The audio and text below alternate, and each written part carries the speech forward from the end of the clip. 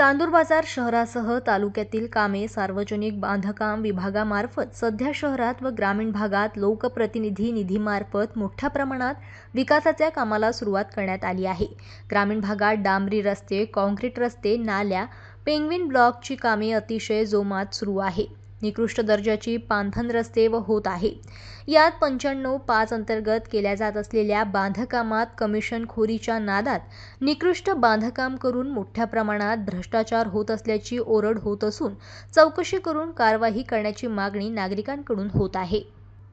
असे असतानाही लोकप्रतिनिधीच्या दबावापोटी याकडे सार्वजनिक बांधकाम विभागाचे अभियंता हे जाणून बुजून दुर्लक्ष करीत असल्याची चर्चा सध्या तालुक्यात मोठ्या प्रमाणात रंगत आहे।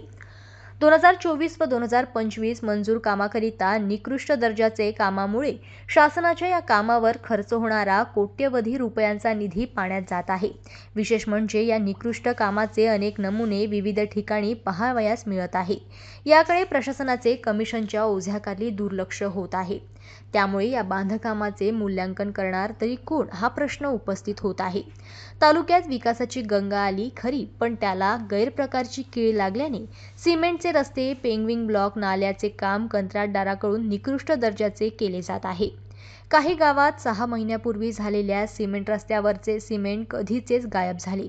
असे असताना निकृष्ट कामाची संबंधिताकडून कधीही गुणवत्ता तपासली जात नाही। कमिशन खोरीमुळे कंत्राटदारांनी चांगल भलं करून घेतले असल्याने विकास निधीची वाट लागत आहे। लोकप्रतिनिधीकडून केवळ विकासाच्या नावावर आगामी होणाऱ्या विधानसभा निवडणुकीत आपल्या सत्तेत परतीचा मार्ग मिळविण्यासाठी राजकारण केले जात असल्याचे आरोप आता सर्वसामान्य नागरिकांमधून होत आहे। अंदाजपत्रकावर कामे होत नाही, गुणवत्तापूर्ण कामं केल्यास कामाचा दर्जा कायम राहतो। मात्र हे करणार तरी कोण? प्रशासनावर दबाव तंत्राचा वापर करण्यात विरोधी पक्षनेते आता कमकुवत झाल्यामुळे यांच्यावर नियंत्रण ठेवणार तरी कोण, असा प्रश्न पडला आहे।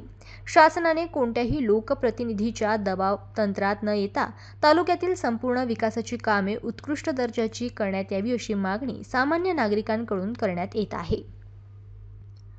जनमत लाईव्ह न्यूज करिता चांदूर बाजारमधून मयूर खापरे यांची रिपोर्ट।